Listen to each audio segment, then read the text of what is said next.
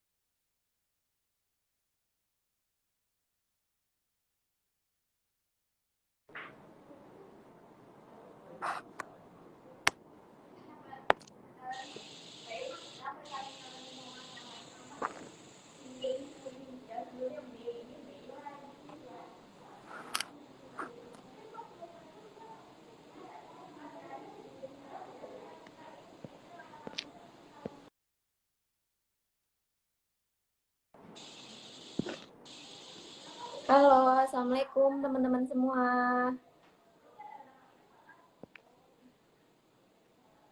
Halo teman-teman, selamat sore. Selamat datang di Insta Live Discover Your Success a Mile Away bareng Muamalat Institute dan Maple Muamalat. Jadi sesuai janji kita kemarin ya, Insta Live kali ini kita akan ngobrol-ngobrol tentang influencer. Tadi kayaknya udah ada yang nyaut deh di komenan nih. Oke. Jadi Insta Live hari ini ditemenin bareng aku, Aulia dari Muamalat Institute, dan ada Kamelani juga dari Maple. Jadi nanti selama 30 menit ke depan kita akan nemenin Sobat MI dan juga Mapers untuk menggali informasi dan tanya sebanyak-banyaknya sama salah satu expertise secara free. Karena kapan lagi nggak sih kita dapat ilmu bermanfaat, terus bisa tanya-tanya sebanyak-banyaknya tentang infoloker tadi ada yang nyebut secara gratis. Jadi buat teman-teman di sini ajak aja teman-teman yang lain, ajak Sobat MI dan Mapers yang lain buat join di live IG dari Muamalat Institute dan Maple Muamalat. Oke Sobat MI dan Sobat MI dan Mapers ini udah ada 57 ya yang join. Bisa di ajak lagi teman-temannya, ayo join live IG-nya Maple, join live IG-nya MI. Karena sesuai janji kita kemarin, MI dan Maple di sini berkolaborasi untuk buat suatu program Insta Live yaitu Discover Your Success a Mile Away. Dan di session pertama pada hari ini kita bakal ngulik tentang info loker, terus kiat-kiat biar diterima di Bank Muamalat Indonesia sama salah satu expertise yang nanti bakal kita munculkan. Oke, yang pastinya nanti kita bakal ngobrol-ngobrol bareng narasumber yang keren-keren banget karena dari mulai hari ini sampai nanti akhir Desember kalian wajib banget buat join live IG-nya Muamalat Institute dan Maple Muamalat di tiap sore hari di pukul 4 WIB.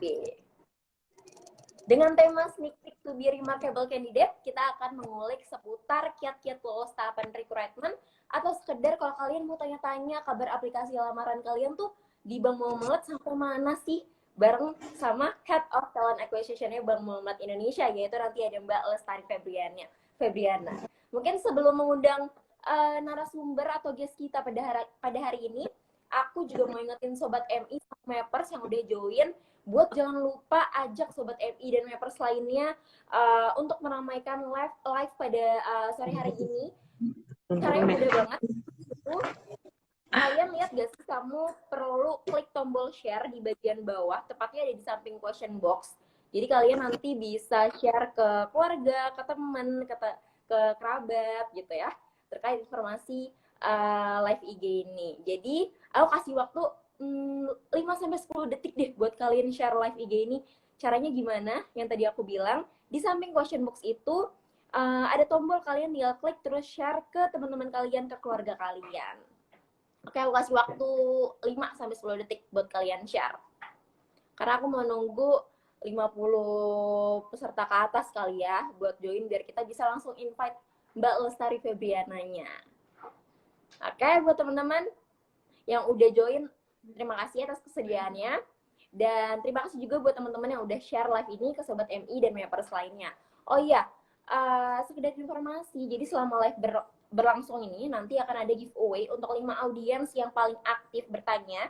Terus ada juga buat yang share live ini ke instastory-nya teman-teman Sobat MI dan Mappers.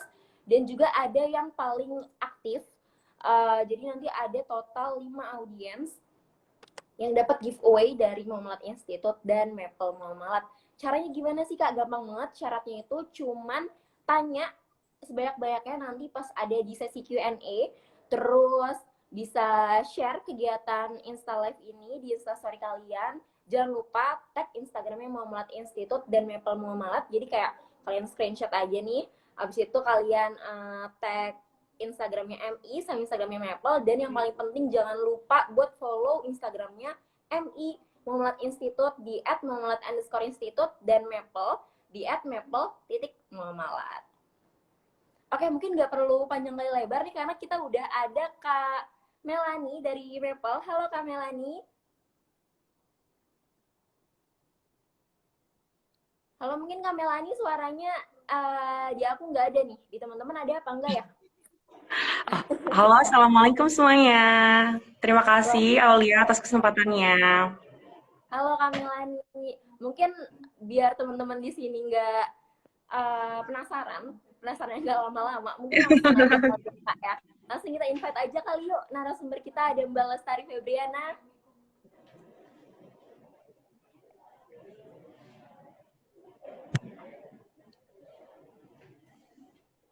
Oke, ini karena mungkin koneksi ya teman-teman. Jadi kita tunggu beberapa detik untuk Mbak Lestarinya join bareng kita di sini. Gimana Kak Melani? Udah di-invite narasumber kita hari ini? Bentar ya, ini lagi.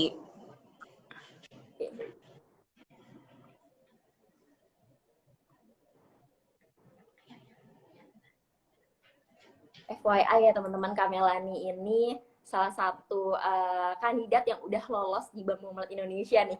Jadi nanti buat teman-teman yang suka nanya-nanya di kolom komentar, duh kok belum ada info nih aplikasi punya tuh gitu. Mungkin nanti bisa tanya-tanya ke Kak Melani juga, apa sih kiat-kiatnya, apa sih tips and triknya, gimana Kak Melani bisa lolos dan duduk di Bank Muamalat Indonesia.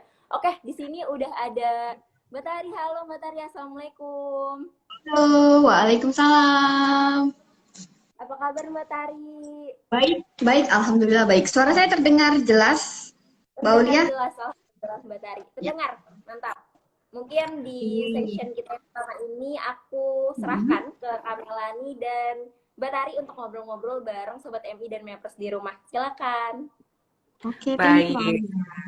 Halo, Assalamualaikum semua. Terima kasih Aulia atas kesempatannya. Aku Mela dari MAP Wholesale Banking Bank Muamalat yang akan memandu sesi pertama dari Discover Your Success a Mile Away, yaitu Sneak Peek to be Remarkable Candidate. Nah, tanpa berlama-lama lagi, mari kita sapa pembicara kita, yaitu Mbak Lestari Febriana, selaku Head of Talent Acquisition di Bank Muamalat Indonesia, atau yang biasa kita sapa dengan Mbak Tari. Assalamualaikum Mbak Tari, bagaimana kabarnya? Waalaikumsalam, Mbak Mela. Alhamdulillah baik. Nah, ini akhir tahun nih ya Mbak ya. Ini pasti rekrutmen lagi padat-padatnya ya. Full, very full. Mungkin di seluruh seperti itu kali ya. Kita closing akhir tahun, apapun target itu selalu tinggi, ya. Nah, mumpung kita sedang bersama Mbak Tari nih Sobat MI dan Mappers, bisa langsung tanya-tanya ke ahlinya nih. Karena Mbak Tari ini kan dari rekrutmen proses di Bank Muamalat Indonesia. Jangan lupa ya teman-teman nanti bisa tinggalin pertanyaan-pertanyaan di kolom komentar. Nah, Mbak Tari, pertama pembahasan kita kali ini kan tentang gimana cara kandidat ini bisa menonjol atau remarkable di mata seorang HR itu sendiri. Nah, pertama-tama mungkin dari Sobat MI dan Mappers ini penasaran sebenarnya lingkup kerja dari rekrutmen di Bank Muamalat Indonesia ini seperti apa dan apakah semua CV yang masuk ini akan diproses oleh rekrutmen itu sendiri? Kira-kira bagaimana ya Mbak Taria? Oke, ini opening ya, Mela, tapi pertanyaannya udah cukup heavy nih menurut saya. Nggak ada Iya nih, pembuka yang perlahan-lahan dulu gitu ya untuk teman-teman yang langsung berat. nonton. Ya, langsung berat. Teman-teman yang nonton mungkin belum banget gitu ya memahami ya. Assalamualaikum teman-teman semua ya, Sobat Bimers dan MI, bahwa perkenalkan ya, saya Tari, saya Head of Talent Acquisition Bank Muamalat. Mungkin bagi teman-teman yang sudah punya akun LinkedIn atau mungkin sudah follow Maple gitu ya, udah sering membaca gitu ya, lowongan-lowongan kerja apa aja yang Muamalat sedang dibuka. Nah, di sini saya akan jelaskan kebalikannya nih bagi teman-teman yang sedang mencari kerja. Saya jelasin dulu apa sih sebenarnya kerjaannya talent acquisition atau rekrutmen gitu ya. Jadi di sini teman-teman kita tuh sebenarnya overall membantu teman-teman nih yang mungkin mencari kerja, para fresh graduate di luar sana gitu ya, untuk dapat kita seleksi ya, untuk dapat kita seleksi agar teman-teman semua itu bisa join bersama Bank Muamalat. Nah, sebenarnya tugas utamanya itu apa sih Mbak Mela ya? Jadi rekrutmen atau di sini saya nyebutnya talent acquisition ya, Bank Muamalat. Kita tuh bertugas untuk menyeleksi calon karyawan gitu ya, atau bagi teman-teman yang sudah mengirimkan CV-nya melalui job portalnya kita atau mengirimkan email ke HR, email rekrutmennya Bank Muamalat, ataupun ada beberapa yang mengantarkan langsung gitu ya. Dengan adanya kita melakukan review CV-CV yang kita terima dan jika memang ada posisi yang sesuai yang sedang kita butuhkan, kita akan proses tuh Mbak Mela gitu ya. Dari mulai kita review CV-nya, kita melakukan proses interview atau wawancaranya gitu ya. Kita jalankan assessment gitu ya. Mungkin dikenal teman-teman mengenal dengan psikotes gitu ya. Jadi itu juga dari tim saya atau kami ya di tim rekrutmen yang melakukan prosesnya sampai dengan kita melakukan mapping. Oh oke, kita nilai nih teman-teman, cocok nggak nih di posisi ini dengan CV atau kualifikasi yang kalian tulis di CV gitu ya. Once kalau misalnya oke, cocok gitu ya, ketemu sama HR gitu, ketemu dengan user gitu ya. Nah, kita akan melakukan proses offering gitu sampai dengan penandatanganan perjanjian kerja. After itu ya alhamdulillah kalau memang berjodoh gitu ya di antara kita, akhirnya teman-teman bisa bergabung bersama Bank Muamalat. Nah, overall rangkaian rekrutmennya seperti itu, Mbak Mela. Wah, tuh Sobat Emi dan Mappers, ternyata memang cukup padat ya pekerjaan di bidang rekrutmen ini. Dan tadi Mbak Tari juga sudah menyebutkan nih kira-kira secara garis besar alur dari rekrutmen ini seperti apa begitu. Nah, ini kan tadi Mbak Tari beberapa kali menyebut CV ya Mbak Tari ya. Sebenarnya dari sudut seorang Mbak Tari itu sendiri, CV yang menarik dan disukai oleh HR itu yang seperti apa sih Mbak kira-kira? Karena kan dari tadi kan kita disebutin nih ada CV dan lain sebagainya. Kira-kira yang menarik itu yang seperti apa Mbak? Oke, mungkin langsung nih ya teman-teman di sini sudah pernah dong harusnya buat CV. Mungkin ada beberapa yang nonton bisa fresh graduate gitu, yang belum pernah bikin CV gitu ya. Mungkin ya Mbak Mela ya, atau Iya. udah experience gitu, udah pernah kerja di perusahaan anything gitu, apapun gitu, dan mau mencoba nih kebetulan lagi nonton nih Bang Muhammad lagi live, mau coba ke bank ya, CV gimana sih yang menarik gitu ya Mbak Mela, bener ya? Iya, betul Nah, sekali. teman-teman di sini mungkin udah tahu perbedaan CV ya. Ada CV yang common saat ini namanya ATS ya, bener nggak Mbak Mela? Mungkin Iya. dari teman-teman yang nonton nih, kalian tipe CV-nya boleh kali ya di komen gitu ya. Tipe CV-nya CV ATS atau CV tradisional atau mungkin CV kreatif sih sebenarnya lebih banyak ke condong kemana gitu ya. Bener nggak? Komen aja boleh. Jadi sekalian nih kita review bareng-bareng gimana sih caranya bikin CV yang bagus atau mungkin gimana sih caranya suatu perusahaan itu melihat profil seseorang dari CV gitu ya. Dari profil yang ditulis di dalam satu kertas aja, kok bisa sih dipanggil sama perusahaan gitu. Emang CV-nya ngomong apa? Emang di CV-nya ada apa sampai perusahaan tuh mau menghubungi gitu ya. Bisa jadi teman-teman oke, banyak nih yang bilang ATS, ATS, ATS. Wah, oke oke. Oke, CV kreatif. Nah, teman-teman sendiri bisa jadi nih kalau misalnya teman-teman bikin CV, wah, lebih dari 5 lembar gitu ya. Tapi ternyata kalian udah ngirim ke beberapa perusahaan, even mungkin lebih dari 5 perusahaan. Tapi kok gue nggak dipanggil-panggil ya? Aku nggak dipanggil-panggil ya?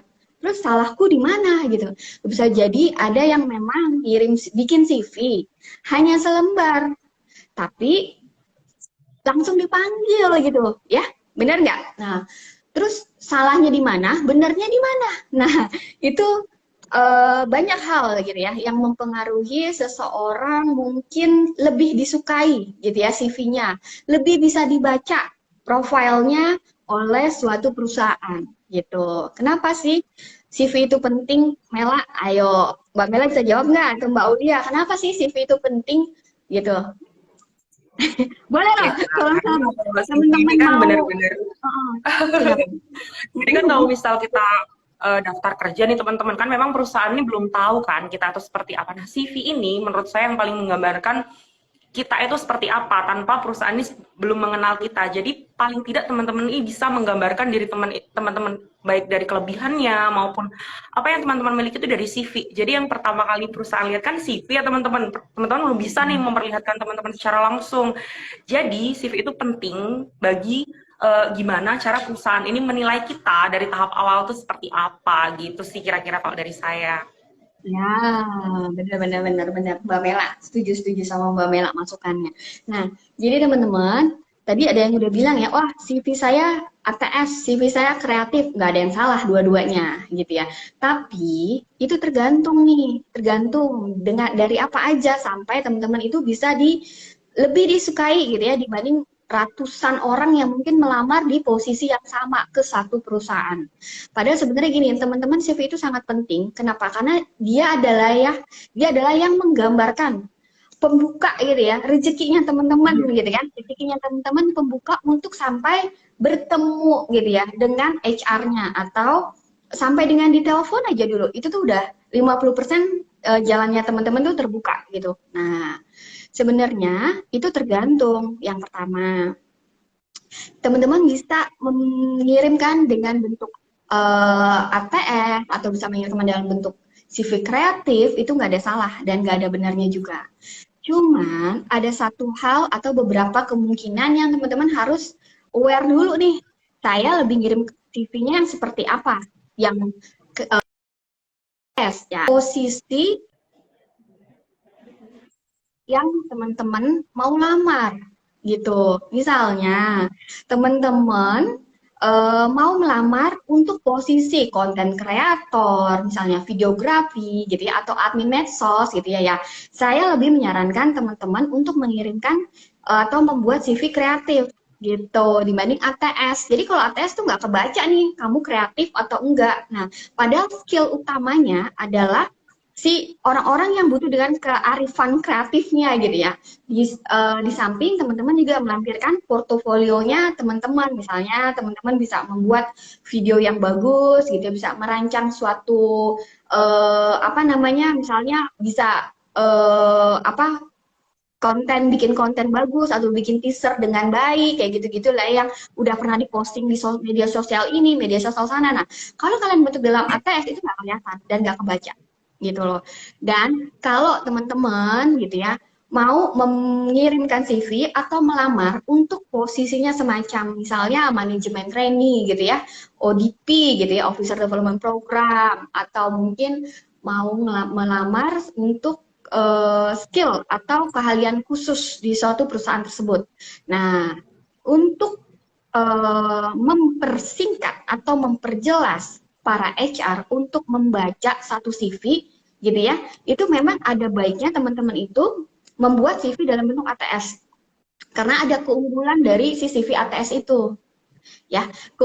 Keunggulannya apa? Nah, CV ATS itu kalau misalnya teman-teman memang sudah pernah memahami dan membuat gitu ya, dia itu menonjolkan gitu ya skill menonjolkan keterampilan singkat, jelas, padat gitu. Biasanya CV ATS tuh nggak pernah lebih dari 2 lembar gitu ya. Jadi cuman kekurangannya ATS tuh ada, walaupun kalian sudah sangat meruncingkan gitu ya, keterampilan kalian ditulis, education-nya ditulis gitu ya, terus skill-nya kalian apa aja, kemampuan kalian misalnya ada di mana, mungkin kalian bisa berbahasa lebih dari 2, misal bahasa Inggris, bahasa Perancis atau bahasa Sunda gitu ya, mungkin tertulis di CV-nya teman-teman.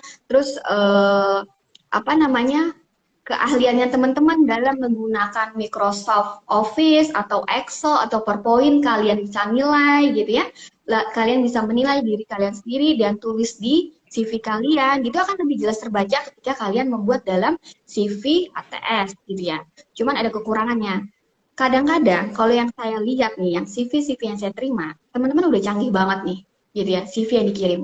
Udah keren banget, udah sangat bisa terbaca sama kami. Tapi satu kekurangannya gitu ya, teman-teman kadang saking singkatnya gitu ya, teman-teman nggak mencantumkan misalnya IPK-nya nggak disebutin gitu ya, atau kadang fotonya nggak ada. Biasanya ATS tuh sepi sama foto, kosong aja gitu, black and white gitu ya. Terus mungkin kadang tahunnya nggak details gitu, nggak ditulis, jadi cuman bekerja sebagai administrasi 2022. Nah, 2022, padahal sebenarnya kalian udah 2 tahun yang lalu. Nah, harus kan 2020 ke 2022. Nah, kadang CV ATS tuh saking singkatnya nggak kebaca dengan jelas gitu loh, Mbak Mela. Jadi Oh tergantung iya. ya dari posisi yang kalian akan apply gitu ya. Bisa jadi CV kreatif juga menggambarkan perilaku teman-teman atau profilnya teman-teman gitu. Lebih kebaca bahwa teman-teman, oh oke, kreatifnya dia tuh warnanya kayak apa sih? Karena seorang HR tuh kita kan belajar psikologi ya. Jadi kita kadang memahami nih, teman-teman menulis atau mendeskripsikan teman-teman dalam satu kertas lembar CV itu seperti apa gitu loh. Nah, ini orangnya singkat nih, jelas padat. Nah, secara komunikasinya bisa jadi dia juga singkat gitu ya. Atau mungkin teman-teman terlalu menggunakan banyak warna ketika membuat CV kreatif, itu hati-hati juga gitu ya. Kalau warnanya terlalu nabrak, tapi kalian sebenarnya content creator, ya kita nganggap, ini berarti masih pemula misalnya gitu ya. Jadi ada beberapa hal yang harus memang teman-teman aware ketika membuat CV, itu ada aturan-aturannya gitu sih. Gitu Mbak Mela, Wah, silakan. gitu tuh Sobat MI dan Mapers. Memang benar sekali yang apa yang disampaikan oleh Mbak Tari dulu. Saya ketika buat CV nih ya, memang saya harus menunjukkan yang mana informasi-informasi penting itu nggak boleh kelewat sama sekali. Dan juga termasuk tadi dari step rekrutmen yang telah disebutkan oleh Mbak Tari, saya juga melaluinya loh teman-teman, dari pertama kali ngirim CV sampai akhirnya saya melalui berbagai macam tes sampai ke tahapan terakhir yang memang itu tuh cenderung sangat singkat dan cepat, jadi seperti berlari gitu. Kira-kira itulah pengalaman saya nih ketika saya juga masuk ke Bank Muamalat. Nah, selanjutnya nih Mbak, setelah dari CV pasti kan ada sesi interview nih yang mungkin teman-teman nih deg-degan nih, kira-kira kalau misal interview nih wah gagal nih biasanya di tahapan ini, pertanyaannya kayak susah-susah atau gimana. Nah, dari pengalaman Mbak Tari sendiri, ada nggak sih karakteristik dari kandidat yang Mbak Tari ini paling inget pada saat sesi interview gitu? Mungkin bisa jadi tips-tips buat teman-teman nih yang akan menjalani sesi interview ke depannya nanti gimana gitu. Oke, jadi Kira-kira dari Mbak Tari gimana? ini kayak semacam tips and trick ya, Mel ya. Iya. Untuk melewati sesi interview itu gimana sih gitu ya. Nah, teman-teman biasa gini ya. Sebelum teman-teman, jadi gini. Kalau yang tadi tuh, wah udah tahu nih, saya harus bikin CV yang seperti apa ketika mau melamar pekerjaan. Nah, what next? Oh, oke, ternyata CV-nya menonjolkan kepribadian kalian yang memang positif gitu, sehingga kalian ada kesempatan untuk dipanggil suatu perusahaan. Ketika sudah dipanggil, apa yang harus dilakukan? Gimana caranya saya bisa lolos interviewnya gitu kali ya, Mel ya. Nah, mungkin Iya gini, benar. teman-teman harus aware sebelum teman-teman datang gitu ya, atau sebelum teman-teman benar-benar bilang, oh oke, ibu bapak gitu, saya tertarik untuk mengikuti proses interview di bank ini atau di perusahaan ini. Nah, kalian tuh harus cari tahu dulu, Mel, cari tahu dulu yang pertama tentang perusahaannya apa gitu. Jangan sampai kalian udah duduk manis, hai gitu ya, describe your gitu-gitu, pembukaan, terus ketika ditanya apa yang kalian ketahui tentang bank muamalat misalnya gitu ya, dan teman-teman nggak usah jawab gitu. Nah itu eh, sayang kalau misalnya, atau itu adalah cara yang salah, kalian hanya mengadu nasib ketika di interview. Biasanya anak-anak graduate tuh intinya, yang penting dipanggil dulu nih Bu, nanti Yang masalah penting ngomong datang gitu ya Mbak nanti ya. aja gitu kan. Enggak kayak gitu. Kesempatan hanya datang 2 kali ya. 2 kali, banyak banget salah. Kesempatan hanya datang 1 kali gitu ya, teman-teman di luar gitu. Jadi yang harus pertama kali dilakukan adalah gitu, teman-teman harus mencari tahu dulu perusahaan apa nih gitu. Dan yang kedua, posisi apa nih, job description-nya seperti apa. Misalnya melamar sebagai seorang teller di suatu bank. Oke, cari tahu dulu di internet atau tanya gitu ya. Teller itu pekerjaannya apa gitu. Itu hal yang paling penting, 2 hal paling penting ketika kalian masuk gitu ya ke dalam sesi interview. Nah, kalau yang biasanya kalian sudah memahami dan sudah mengetahui gitu ya terkait tentang perusahaan dan job desk-nya, kalian akan gampang jawabnya. Nah, dari situ HR akan menilai bahwa oh, dia communication-nya bagus. Kenapa? Karena dia bisa menjawab pertanyaan saya. Oke, jawabannya masuk akal dan tepat. Kenapa? Karena kalian udah cari tahu dulu sebelumnya gitu. Jadi kita akan selalu atau menilai kalian dengan baik ketika teman-teman itu bisa menjawab dengan benar dan komunikasi kalian juga bagus. Beda ya Mel ya, kalau misalnya ketika kalian dipanggil interview gitu, mau offline atau mau online gitu ya, HR tetap bisa melihat loh. Ini dia ada persiapan atau tidak gitu. Beda ya. Jadi walaupun teman-teman ngerasa bahwa online ini gitu kan, nggak perlu datang ke kantornya tanpa persiapan gitu. Nah, itu nanti ketika teman-teman bertemu langsung rasanya akan berbeda. Gitu ya. Ketika bertemu langsung cuman ada kamu, cuman ada saya, ruangan tertutup, apalagi kalau offline. Itu kalian akan merasakan suasana atau aura tuh yang berbeda. Sesantai-santainya teman-teman itu pasti akan deg-degan. Gak mungkin nggak. Sesantai-santainya teman-teman merasa bahwa komunikasi saya udah bagus, good communication gitu ya. Saya sudah sangat memahami gitu ya terkait tentang perusahaannya bergerak di bidang apa, misalnya. Terusnya lagi pekerjaannya nanti yang ditawarkan apa yang mau saya inginkan ketika saya nanti ditanya gitu ya. Tapi persiapannya cuman ada di angan-angan atau cuma di dalam hati. Kalian tidak mempersiapkan jawaban. Itu juga beda lagi tuh Mel, gitu loh. Ini juga udah tahapan Iya kedua. bener-bener Mbak. Itu juga beda lagi. Oh, udah dikasih tahu nih sama Mbak Tari. Jadi harus tahu apa perusahaannya apa, job desk-nya apa yang ekspektasi saya kalau misalnya saya ditanya gitu ya di Bank Mawar seperti apa. Tapi saya cuma tahu pertanyaannya doang, tapi jawabannya nggak nyari tahu gitu ya, itu sama aja gitu ya. Cuman oke, nanti aja deh jawabnya ketika nanti udah ketemu sama ibu HRD-nya. Itu nggak bisa nggak bisa seperti itu teman-teman. Jadi mungkin yang memang bisa membantu atau diingat HR supaya kalian lulus interview itu adalah persiapan sih yang paling penting Mel gitu. Wah, tuh Sobat Emmy dan Mappers. Jadi memang sebelum kita interview ini kita harus siap-siap nih. Kira-kira nih apa aja kita harus tahu tentang perusahaannya. Jadi nanti ketika kita interview ini kita bisa jawab pertanyaan dari interviewer kita dengan lancar. Kemudian mereka juga akan tahu nih, melihat nih kita nih kira-kira pengetahuannya udah sampai mana nih gitu. Nah, bicara tentang interview Mbak Tari. Tadi kan Mbak Tari kan ada nyebutin ya, misal wawancara dengan HR dan wawancara dengan yang lainnya. Termasuk juga tadi di tahapan dari proses rekrutmennya juga udah disebutin. Nah, mungkin teman-temannya ada yang bingung juga nih Mbak, apa sih kira-kira perbedaan dari wawancara HR dengan wawancara user ya? Biasanya kan kalau misal kita interview atau di tahap rekrutmen itu ada yang namanya wawancara HR, kemudian ada yang wawancara user. Nah, itu memang beda tipe wawancaranya seperti apa sih Mbak? Dan kira-kira kita sebagai calon dari sebagai kandidat itu apa yang perlu dipersiapkan nih untuk yang pertama menghadapi wawancara HR, kemudian menghadapi wawancara user itu sendiri. Kira-kira bagaimana Mbak Tari? Ya, Jadi benar banget Mel.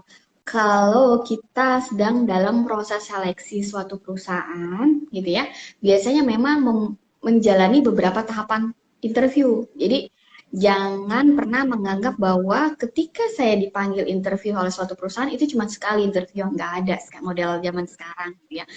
Harus berlapis tuh interviewnya. Justru kalian akan harusnya bertanya balik ketika kalian cuma di interview sekali, berarti nggak dilanjut tuh biasanya, gitu. Gitu ya. Jadi eh, kita membagi tuh Mel dalam apa namanya dunia perekrutan gitu ya. Kita membagi interview itu beberapa tahapan. Khususnya adalah yang paling sederhana itu menjadi dua. Yang pertama interview dengan user, yang kedua interview dengan HR gitu ya. HR, HC, personalia, anything gitu ya. Bahasanya sekarang di luar sana udah banyak gitu ya. Nah, bedanya apa? Sangat berbeda. Tapi jangan ini juga ya teman-teman ya. Kadang ada interview HR, dia langsung panel gitu ya bareng sama usernya itu juga ada. Tapi mereka akan menggali dari dua sisi yang berbeda gitu. Kalau interview user biasanya hal yang ditanyakan gitu ya atau digali oleh si interviewernya kepada si kandidat atau calon karyawan itu mereka bertanya mengenai kompetensinya, mereka menggali ya mengenai skill atau keterampilan gitu lah. Jadi lebih ke teknikalnya gitu loh Mel. Jadi saya akan bertanya mengenai experience dia atau pekerjaan dia yang sebelumnya dia lakukan. Sama nggak sih sama apa yang saya butuhkan saat ini gitu. Lebih ke sisi teknikalnya. Oke, misalnya saya membutuhkan orang yang bisa membuat presentasi gitu ya, atau membuat presentasi dengan baik gitu ya, mungkin dalam bentuk PowerPoint atau dalam bentuk hal yang lain gitu ya. Nah, saya akan bertanya, kamu bisa PowerPoint nggak? Kalau gitu loh. Terus kalau misalnya saya tanya kamu bisa PowerPoint, gitu ya, seberapa banyak atau seberapa sering kamu menggunakan PowerPoint? Biasanya dia nanya muter-muter itu skill atau keterampilannya benar-benar ke arah sana tuh, ngejernya. Tapi kalau bertemu dengan HR gitu ya, HR ketika sudah dirasa skillnya cocok nih sama posisi yang sedang dicari gitu, misal udah match gitu ya. Nah, HR akan menggali hal yang lebih gitu. Seperti apa? Jadi lebih ke arah potensinya kamu atau lebih ke arah motivasinya kamu untuk bekerja itu apa? Gitu loh. Ekspektasinya kamu kalau misalnya memang kita lanjutkan prosesnya itu apa terhadap muamalah gitu. Lebih ke profiling sih kalau untuk HR. Mungkin dia akan melihat gesternya kamu gitu ya. Dia akan melihat bahwa kamu tipe orang yang seperti apa, apakah orang yang terburu-buru atau terlihat santai gitu ya. Itu hal yang berbeda. Atau dia akan mencari dari sisi motivasi. Motivasi kamu kerja ke kita, itu apa emang kamu niat bekerja untuk menambah pengetahuan, skill, dan experience, atau sekedar nyari duit, atau cuma ngisi waktu kosong. Nah, HR itu akan menggali ke arah sana, gitu. Dan terakhir mungkin HR itu akan menggali juga yang tadi saya bilang. Kalau kamu udah diterima, apa yang kamu lakukan nanti di muamalat, gitu ya. Sebelum kita memulai gitu ya, untuk proses atau masuk ke dalam tahapan selanjutnya, gitu ya. Nah, kamu mau apa sih dari kita? Kalau kamu memang diterima, apa sih ekspektasi kamu terhadap perusahaan ini gitu ya. Jadi biar win-win solution sebenarnya sih antara HR sama kandidat gitu sih, Mel. Ya. Wah, kita dapat banyak sekali nih ya tips dan trik. Nah, nantinya bisa teman-teman terapkan nih kalau mau daftar ke depannya, kira-kira gitu ya. Kalau misal dulu sih, aku pribadi lebih deg-degan pas interview user ya, karena memang sekarang nih yang interview aku jadi atasan aku di kantor nih teman-teman. Jadi rasa deg-degannya tuh sampai sekarang kadang ketemu, aduh, nih yang interview saya dulu nih gitu. Nah, dari jawaban Batar ini sebenarnya kan kita udah bisa tahu nih apa saja yang bisa jadi nilai tambah kita supaya nanti ketika kita sedang menjalani proses rekrutmen ini bisa menonjol gitu ya dibandingkan dengan kandidat-kandidat yang lainnya. Mungkin nanti teman-teman juga bisa diterapkan. Oh ya teman-teman yang ingin bertanya nanti bisa langsung ya bertanya di box bagian pertanyaan, bisa nanti pertanyaan di luar yang kita obrolkan hari ini, nanti teman-teman bisa tanya langsung di situ dan akan dijawab oleh Mbak Tari juga. Nah, ini sebenarnya ngomongin soal sosial media Mbak Tari ya. Ini kan kita juga menggunakan platform Instagram juga. Nah, menurut Mbak Tari sendiri, sebenarnya sosial media ini bisa jadi nilai tambah nggak sih Mbak bagi seorang kandidat? Karena kan memang kan sekarang kita apa-apa komunikasi lewat sosial media, kemudian kita menceritakan kehidupan sehari-hari kita juga lewat sosial media gitu. Nah, kira-kira ada nggak sih nilai tambah dari sosial media ini Mbak Tari? Oke. Zaman sekarang, Mel, sosial media itu penting. Sosial media itu bisa membaca profil seseorang loh, gitu. Apalagi kalian akan masuk misalnya ke bank. Misalnya saya contoh boleh nih, karena memang saya bekerja di Bank Muamalat ya. Kita memang bank syariah. Jadi kita menunjukkan sisi ke syariahan kita, kesyariatan kita gitu ya, Islaminya kita. Nah, kalau misalnya di sosial medianya teman-teman atau Instagramnya teman-teman itu kurang bisa gimana ya? Saya mau ngomong gak enak juga nih. Maksudnya intinya adalah misalnya kamu kelihatan nih postingannya suka huru-hara, kehidupan malam atau yang seperti apa, itu kalau kamu sebagai kandidat saya nggak akan terusin lanjutin prosesnya. Intinya seperti itu. Jadi begitu pentingnya sosial media untuk kita-kita yang hidup di zaman sekarang, apalagi anak muda, gitu ya. Dan di kami gitu ya, di beberapa perusahaan even gitu ya, sudah memandatorikan gitu ya untuk background checking Mel. Jadi background checking teman-teman tuh kita nggak ngecek cuman ke perusahaan sebelumnya atau kita nggak cuman ngecek ke sekolahan atau kampus kalian, tapi sosial medianya teman-teman itu juga kita cekin loh satu-satu. Nah, jadi apa? Penting banget karena itu adalah profil atau ciri cerminannya teman-teman deh, gitu. Sangat penting loh sosial media zaman sekarang, jangan salah. Tapi teman-teman juga bisa tuh Mel membagi. Kalau memang dunia keprofesionalisan, gitu ya. Sekarang ini kan mungkin para pencari kerja atau sekarang kita udah common ya sama LinkedIn. Kalian bisa tuh memfokuskan profesionalisme dunia pekerjaannya teman-teman gitu ya di LinkedIn gitu. Di Instagram, social life-nya teman-teman itu pun penting sebenarnya. Walaupun teman-teman tidak mau memposting misalnya pekerjaan, tapi juga kita akan melihat gaya hidupnya teman-teman gitu, sosial medianya teman-teman atau hidup sosialnya teman-teman seperti apa. Yang penting sih gaya hidup ya. Kalau gaya hidupnya dirasa kurang cocok sama posisi yang sedang ditawarkan, pasti perusahaannya juga nggak akan melanjutkan prosesnya sih Mel. Gitu. Nah, gitu teman-teman. Jadi memang kita dalam bersosial media ini memang harus bersikap positif dan juga kita harus bijaksana ya menggunakan sosial media kita karena memang sosial media ini akan mencerminkan kita di mata orang yang mungkin belum mengenal kita. Kan kalau misal belum kenal kita kan yang dilihat pertama juga sosial media kan ya teman-teman. Jadi memang kita harus bersikap secara bijaksana. Sebenarnya nih Mbak ngomongin sosial media ya, kan mungkin beberapa teman-teman nih ada yang suka komen-komen nih, katakanlah di Instagramnya Maple, Kak saya udah submit buat posisi ini, tapi kenapa kok belum ada panggilan dan lain sebagainya gitu. Sebenarnya gimana sih cara kita untuk menanyakan ke recruiter itu dengan cara yang baik ketika kita memang sudah submit sebuah katakanlah ada lowongan kita submit gitu, tapi kita tuh sebenarnya ingin mempertanyakan sampai mana sebenarnya dari lowongan kita itu sendiri. Kan kalau misal sekarang kan kita baca kadang komennya ada yang mungkin ya sambil marah sedikit atau gimana gitu Mbak Tari. Nah, kira-kira sebenarnya caranya yang tepat itu seperti apa sih? Oke. Sebenarnya sih yang paling utama gitu ya, ya bijak tadi yang Mela sebutin tuh bahasa bagus banget deh, bijak gitu ya. Teman-teman boleh bertanya gitu ya, tapi teman-teman juga harus legowo gitu ya dengan apapun yang terjadi dan kenapa? Mungkin kadang kalian nanya, tapi nggak dijawab atau mungkin dijawab, tapi jawabannya kurang memuaskan teman-teman sendiri. Itu bisa aja, mungkin bisa jadi ya Mel ya. Nah, teman-teman juga harus menyadari bahwa setiap kita posting satu lowongan, yang masuk ke Muamalat itu ratusan CV. Jadi nggak mungkin juga nih kita harus ngebalesin satu-satu CV teman-teman. Walaupun sebenarnya kita sangat ingin sekali gitu ya, tapi jangan khawatir, CV yang udah masuk itu pasti akan kita review ulang tuh teman-teman ketika kita membutuhkan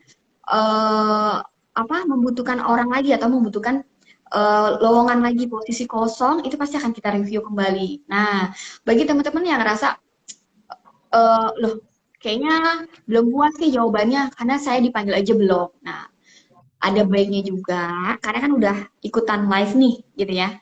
Ada baiknya juga koreksi diri atau review lagi nih CV-nya udah bagus belum? CV-nya udah bisa dibaca dengan baik belum sama para HR di sana? Gitu. Atau mungkin bisa jadi antara pendidikan atau antara pengalaman saya yang saya jalankan saat ini sama posisi yang saya lamar itu belum match. Sehingga HR itu kan pasti punya probability nih dari satu posisi gitu yang sedang kita cari, kita masuk 100 CV. Nah, pasti kan HR itu mencari yang paling the best dari yang paling bagus gitu ya, nggak? Bener nggak? Nah, kalau udah kayak gitu, ya Allah alam. Kalau saya mau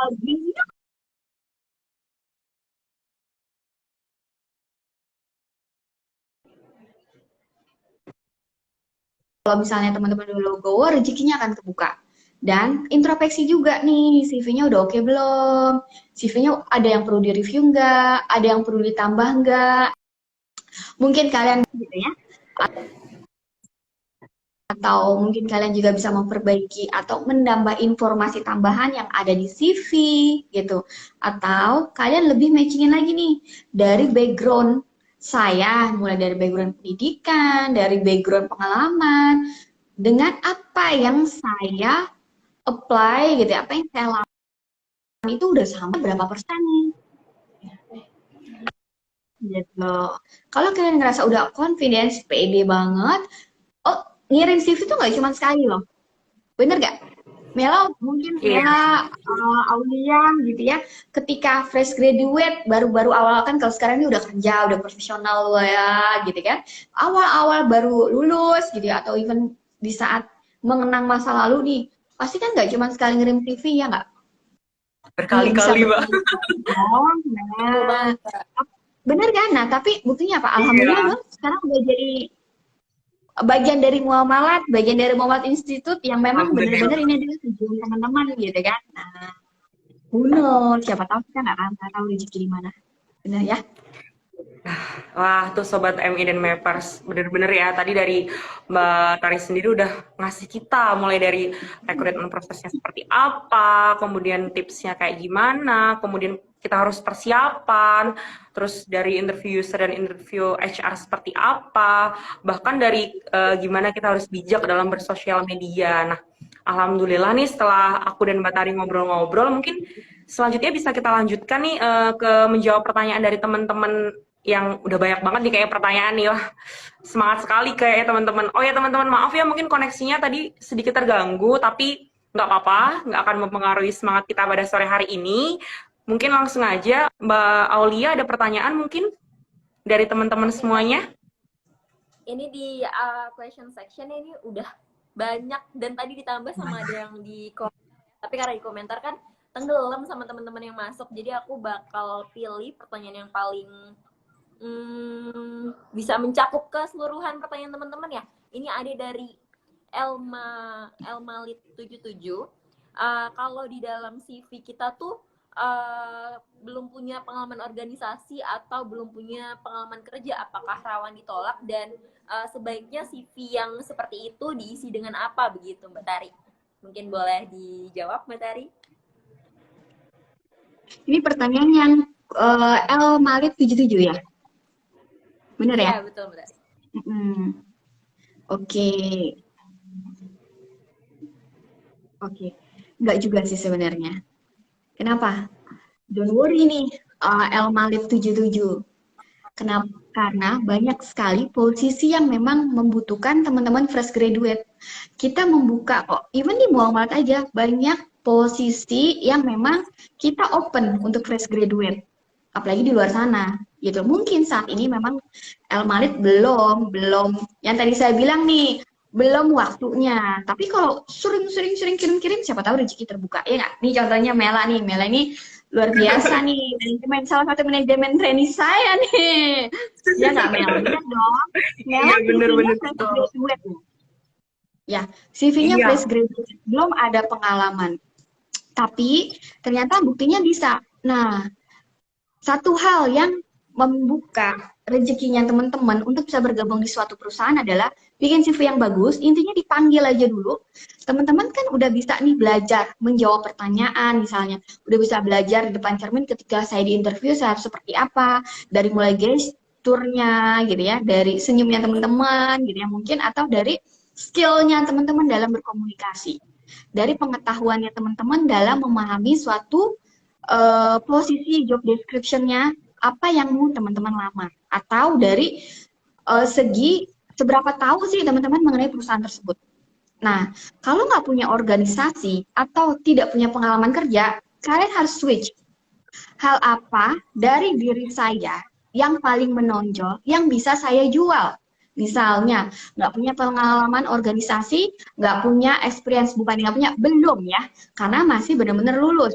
Kalian tulis, oh oke, saya nggak punya organisasi, saya belum pernah. Terus pengalaman juga nggak ada.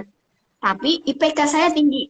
Teman-teman harus tulis, cum laude ya, gitu. Atau eh, kalian harus tulis skripsi sekalian yang mungkin menurut orang itu rumit banget gitu ya. Nah, kalian tulis kenapa, bisa jadi kalian tulis tambahan kenapa saya mengambil judul ini. Nah, itu bisa jadi suatu pembahasan ketika teman-teman di interview. Kalau udah masuk sana dan kalian memahami eh, apa pertanyaan misalnya, oh skripsinya ditulis judulnya, misalnya saya aja nggak ngerti event misalnya gitu ya. Karena mungkin teman-teman nulisnya statistik beda sama saya gitu ya, makanya saya nggak ngerti. Tapi saya tertarik dengan tulisan teman-teman yang ada di CV. Ketika itu membuka obrolan dan teman-teman enak menjawabnya karena kalian memahami skripsi kalian sendiri. Nah, itu kan masuk, walaupun nggak nyambung sama pekerjaan, kita kan ngelihat dari sisi yang berbeda bahwa kita ngelihat bahwa teman-teman ini memang memahami atau mengerti dalam suatu pertanyaan, bisa memahami suatu konsep, misalnya, oh kenapa, misalnya kamu bikin skripsi ini, kenapa, oh ibu, karena konsepnya saya tuh maunya gini gini gini, jadi A to B, dalam menjelaskan kalian enak, kalian tahu proses A B C D E gitu, walaupun saya nggak ngerti, tapi saya jadi tahu. Nah itu satu tambahan informasi atau mungkin tuh jadi penilaian bagus bagi seorang HR gitu ya, gitu. Dan tonjolin apa, wah arti kata tonjol negatif ya, saya jadi ini. Maksudnya jadi buktikan apa yang memang kalian tulis di CV sih yang paling penting. Jadi apa yang kalian tulis di CV itu adalah benar-benar yang kalian jalanin. Jadi kalian juga nggak berbohong di CV kalian. Ketika ditanya kalian tahu, itu kan menjadi nilai tambah teman-teman. Kalau misalnya nggak ada informasi pun yang harus saya tonjolkan di CV saya, ya misalnya kalian tulis, misalnya kalian hobinya apa gitu, misalnya tapi suatu skill yang mungkin orang lain nggak bisa tapi kalian bisa.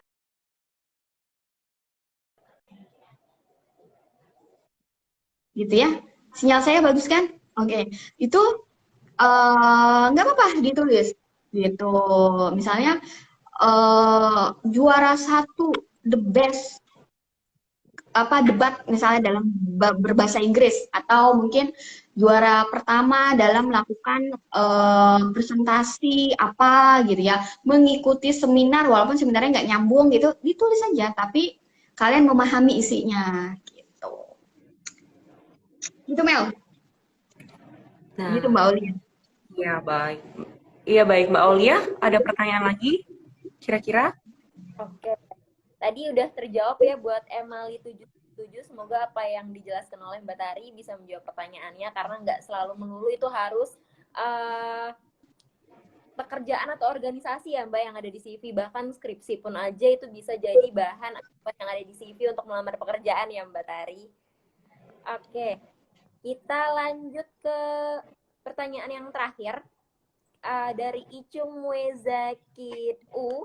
Di sini apakah pelamar yang berumur sudah 30 tahun ke atas itu masih bisa bekerja, Bu? Karena di Indonesia umur itu sangat berpengaruh, dan jika CV-nya itu menggunakan CV bahasa Inggris tapi saat interviewnya dia lebih prefer menggunakan bahasa Indonesia. Itu bagaimana Mbak Tari? Mungkin bisa dijawab, silakan Mbak Tari. Ini 2 pertanyaan, 2 orang yang sama atau enggak? Ini satu orang yang sama, Oh, tapi oke, dia oke. 2 Tadi pertanyaan. berarti oke, oke. Yang pertama ya saya jawab ya. Untuk usia, memang sebenarnya ada beberapa posisi yang menulis maksimal usia itu ada. Tapi dua-dua di 30 itu masih muda. Kalian tahu nggak umur saya berapa? Oh enggak. Yang umur itu tidak akan menjadi halangan teman-teman untuk mencari kerja. Gitu. Yang penting pengalaman kalian dan pengetahuannya kalian gitu. Bisa jadi sebenarnya kamu 30 tapi kamu S2 misalnya, karena kamu ngejar S2, lebih memilih sekolah dulu dibanding bekerja. Kita nggak akan tahu. Yang penting ketika kalian dipanggil, kalian menjelaskan alasannya seperti apa, itu nggak usah khawatir gitu. Dan banyak juga kok pengalaman itu lebih penting dibanding usia gitu loh. Kita lebih mementingkan pengalaman kerja, experience gitu ya, dibanding usianya. Itu juga sering terjadi bahwa dia di atas 30 tapi memang experience-nya sangat banyak. Nah, itu kan bisa jadi suatu nilai positif tuh untuk seorang HR dalam mencari calon karyawan gitu. Ya. Terus kalau misalnya CV-nya bahasa Inggris, tapi ketika interview bahasa Indonesia, nggak apa-apa, nggak ada masalah. Kenapa? Penting juga sih teman-teman, karena kita kan udah zaman sekarang. Siapa sih yang nggak bisa bahasa Inggris gitu ya? Siapa sih yang mungkin dalam tulisan aja, kalau misal kalian dalam CV aja bahasa Indonesia, bisa jadi orang udah nilai CV-nya bahasa Indonesia. Gimana kalau diajak ngomong gitu, diajak ngobrol gitu ya. Pasti nggak bisa juga. Tapi kalau CV kalian bahasa Inggris, ada kemungkinan nih HR-nya ngebaca, wah dia returnnya bagus gitu ya. Misal penulisannya bagus, CV-nya dalam bahasa Inggris, 50% nih anak pinter. Ya kita udah nebak aja gitu kan. Padahal sebenarnya nggak juga gitu. Tapi itu suatu nilai tambah juga kalau teman-teman menulis CV dalam bahasa Inggris. Gitu. Terutama jika teman-teman ngelamar pekerjaan untuk posisi manajemen training, ODP gitu ya, Officer Development Program, atau program-program yang mungkin udah common di perusahaan-perusahaan besar ya teman-teman ya. Gitu. Itu penting. Itu sebenarnya nilai tambah jika kita membuat CV dalam bahasa Inggris, karena bahasa Inggris itu udah jadi kayak bahasa keduanya di seluruh dunia ya. Iya, jadi prefer menggunakan bahasa Inggris ya Mbak, walaupun nanti di interviewnya mereka lebih memilih untuk menggunakan bahasa Indonesia, tapi nggak apa-apa, dicoba dulu untuk CV-nya bahasa Inggris begitu ya Mbak Tari. Oke. Oke. Kecuali gini, Mbak Ulia, ada suatu posisi yang memang menulis gitu ya, mengharuskan bahwa kalian harus bisa berbahasa Inggris dengan baik gitu ya. Kan kadang ada tuh, atau diharuskan untuk minimal skor IELTS-nya 6 gitu ya, atau TOEFL-nya ada minimal TOEFL-nya, itu mandatory dalam kualifikasi, yaitu kalian wajib benar-benar dalam bahasa Inggris. Tapi kalau misalnya enggak, itu sebenarnya kalian sudah bisa mencoba aja, yang penting kalian dipanggil interview dulu gitu. Itu Mbak Aulia mungkin dari saya. Terima kasih atas jawabannya. Alhamdulillah nih Mbak Tari, ini nggak kerasa kita udah tiba di akhir agenda session 1 di program kolaborasi antara Muamalat Institute dan Maple Muamalat. Di sini mungkin Sobat MI dan Mappers jangan leave dulu, karena di sini kita ada pengumuman giveaway, karena kita ada giveaway untuk Q&A yang bertanya penanya terbaik sama buat kamu yang hari ini ikut live dan bisa upload di Instagramnya atau di Instastory-nya masing-masing dengan tag Instagramnya Muamalat Institute dan Maple Muamalat. Mungkin buat teman-teman yang pertanyaannya belum dijawab, mungkin bisa ya Mbak Tari follow Instagramnya Mbak Tari ya. Buat tanya-tanya lebih lanjut di DM Instagram. Di mana nih Mbak Instagramnya Mbak Tari? Boleh. Instagramku ya, Instagramku Lestari Febriana, research aja, kayaknya itu cuma ada aku doang. Atau mungkin gini tadi, yang saya sempat di awal gitu ya, Mbak Ulia, bahwa kalau kalian mau masuk ke dunia profesionalisme gitu ya, dunia pekerjaan, saya sarankan teman-teman itu untuk membuat akun LinkedIn gitu ya. Jadi follow Lestari Febriana Bang Muamalat gitu. Nah, itu bisa message saya teman-teman. Saya open untuk teman-teman membahas pekerjaan di LinkedIn ya. Karena itu emang medianya. Atau teman-teman punya akun zaman sekarang Aulia, jadi ada mungkin ada Kaliber atau ada Jobstreet bagi teman-teman yang memang lagi free saat ini belum dapat pekerjaan. Coba deh teman-teman cari di internet, kan banyak ya informasi apa platform-platform pencari kerja. Nah, kalian buat tuh akunnya. Jadi nggak cuma ngirim CV ke email rekrutmen, tapi kalian juga harus mencari gitu, harus aktif untuk mencari tahu gitu posisi-posisi apa yang di dunia luar sana sedang membuka. Nah, salah satu caranya yaitu kalian buat akun platform pencari kerja. Oh, Langsung ada yang izin connect, Bu Tari. Mantap, teman-teman langsung searching ya di LinkedIn namanya Mbak Tari. Oke, nanti mungkin setelah live IG ini, buat teman-teman yang masih mungkin tadi ketinggalan atau masih ada yang mau bertanya-tanya, bisa langsung aja ke LinkedIn Mbak Tari ya, untuk nanti connect-connect dan bahas ke ada developer atau gimana, langsung aja hubungin di LinkedIn Mbak Tari. Nah, untuk penanya terbaik, tadi kita ada 2 penanya, dan nanti juga kita akan share untuk yang memenangkan voucher free training dari Muamalat Institute. Nanti akan kita share di sosial media Maple Muamalat dan Muamalat Institute. Jadi buat teman-teman, pastikan kalian udah follow Instagramnya Maple Muamalat dan Muamalat Institute, karena itu salah satu syaratnya untuk memenangkan giveaway. Alhamdulillah, Instagram live perdana kita ini udah selesai. Mungkin dari Kak Melani boleh untuk closing statement dan menutup live Instagram kita pada hari ini. Nah, alhamdulillah nih teman-teman semua, kita hari ini udah bisa sharing-sharing dengan Mbak Tari terkait dengan proses rekrutmen, kemudian tips and triknya ke depannya seperti apa. Nah, Mbak Tari, terima kasih atas kesediaannya sebagai pembicara pada hari ini. Benar-benar ilmunya juga bermanfaat banget. Terus teman-teman MI dan Mapers semua juga semangat nih tanya-tanya dan lain sebagainya. Semoga ilmunya nanti bermanfaat ke depannya. Semoga melalui diskusi ini kita bisa mendapatkan lebih banyak manfaat ya teman-teman semuanya. Nah, untuk selanjutnya saya tutup diskusi pada sore hari ini. Saya kembalikan ke Mbak Aulia untuk menutup live pada sore hari ini. Terima kasih teman-teman semuanya. Oke, terima kasih Kak Melani dan Mbak Tari. Untuk Mbak Tari, mungkin kalau ada yang ingin dikerjakan kembali boleh. Terima kasih sudah bersedia gabung di IG Live kita ya Mbak Tari. Mungkin nanti kita adakan IG Live juga. Terima kasih Aulia, Mila. Thank you ya. Saya Alif ya. Assalamualaikum warahmatullahi wabarakatuh teman-teman.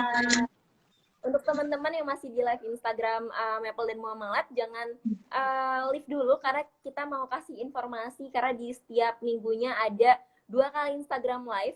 Di Jumat ini kita masih ada live Instagram dengan tema Level Up Your Career from Intern to Full Time. Jadi di sini tadi kita udah bahas-bahas tentang kiat-kiat masuk di Bank Muamalat. Jadi nanti ada kayak testimoni dari teman-teman magang di Bank Muamalat yang bisa langsung menjadi full time. Jadi nanti kalian bisa sharing-sharing bareng guestnya pada hari Jumat di minggu ini. Oke, terima kasih juga untuk Kak Melani yang udah menjadi menemani Mbak Tari ya dalam ngobrol-ngobrol bareng sama Sobat MI dan Mapers, dan udah menyediakan waktunya. Terus untuk udah mau sharing-sharing tadi, karena Kak Melani ini salah satu peserta MAP WB ya. Benar ya Kak Melani? Iya benar.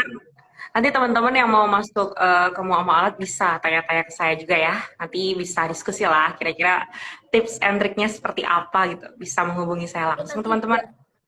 Mungkin nanti juga bisa langsung Instagramnya Kak Melani juga kalau mau tanya-tanya atau ke LinkedIn. Iya, boleh. Gimana tuh Kak Melani kalau boleh tahu? @melanieyk. Nanti teman-teman bisa cari di bagian following di Maple Muamalat yang namanya Melani gitu. Nah, nanti teman-teman bisa follow. Mungkin kalau mau tanya-tanya tips and triknya nanti bisa by DM atau gimana ya teman-teman. Nanti kita bisa diskusi bareng-bareng. Terima kasih. Oke. Jangan lupa follow juga Kak Melaninya. Aku Aulia dan aku Aulia dari Muamalat Institute dan Kak Melani dari Maple Muamalat. Mohon undur diri bila ada salah kata. Mohon dimaafkan. Wassalamualaikum warahmatullahi wabarakatuh. Selamat sore Sobat MI dan Maple. Selamat sore semuanya. Hari Jumat. Assalamualaikum. Assalamualaikum. Waalaikumsalam.